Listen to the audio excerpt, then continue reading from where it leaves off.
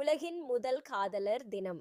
இஸ்லாம் மற்ற மதங்களின் கலாச்சார அல்லது மத ரீதியான சடங்குகளை பின்பற்றுவதை தவிர்க்கச் சொல்கிறது. காதலர் தினம் என்பது பண்டைய ரோமானிய மற்றும் கிறிஸ்தவ மத பின்னணியைக் கொண்ட ஒரு கொண்டாட்டமாகும்.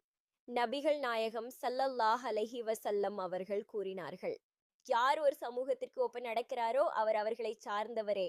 நூல் அபூ தாவூத். இஸ்லாமிய பார்வையில் காதலர் தினம் வேலண்டைன்ஸ் டே என்பது அனுமதிக்கப்பட்ட ஒன்றல்ல. இஸ்லாம் காதலை எதிர்க்கவில்லை, ஆனால் அதை திருமணம், நிக்காஹ் எனும் புனிதமான பிணைப்பிற்குள் மட்டுமே அனுமதிக்கிறது. திருமணத்திற்கு முன் அந்நிய ஆண்களும் பெண்களும் காதலிப்பதையோ தனிமையில் சந்திப்பதையோ இஸ்லாம் வன்மையாக கண்டிக்கிறது.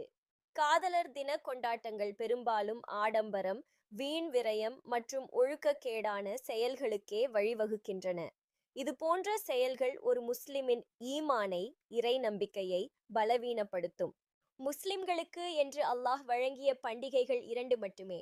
ஒன்று நோன்பு பெருநாள், மற்றொன்று ஹஜ் பெருநாள். இவற்றை தவிர்த்து புதிய சடங்குகளை மார்க்கத்தில் புகுத்துவது பித்தாத் மற்றும் அவற்றை ஏற்றுக்கொள்வது தவிர்க்கப்பட வேண்டியவை. இஸ்லாத்தில் அன்பு செலுத்துவது என்பது ஒரு நாளைக்கு மட்டும் உரியதல்ல. குறிப்பாக மனைவி, பெற்றோர் மற்றும் உறவினர்களிடம் வாழ்நாள் முழுவதும் அன்பை வெளிப்படுத்த இஸ்லாம் வலியுறுத்துகிறது. ஆனால் அதை காதலர் தினம் போன்ற அந்நிய கலாச்சார விழாக்களை கொண்டாடுவது ஹராம், தடுக்கப்பட்டது ஆகும்.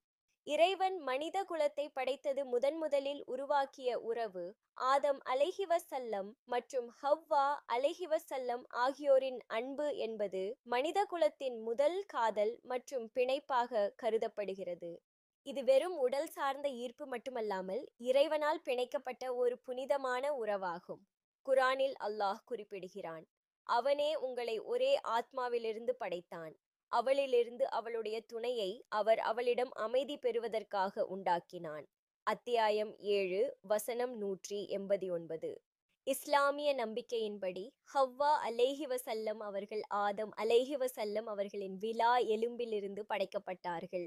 இதன் தத்துவம் என்னவென்றால், ஒரு ஆண் தனது தேடும் தேடும்போது அவர் உண்மையில் தன்னுள் ஒரு பகுதியை தேடுகிறார். இதனால்தான் கணவன் மனைவி இடையே இயற்கையான ஈர்ப்பும் அன்பும் நிலவுகிறது.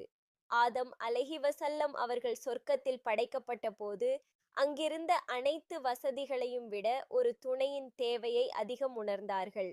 அவர் தூக்கத்தில் இருந்தபோது ஹவ்வா அலைஹிவஸல்லம் படைக்கப்பட்டார்.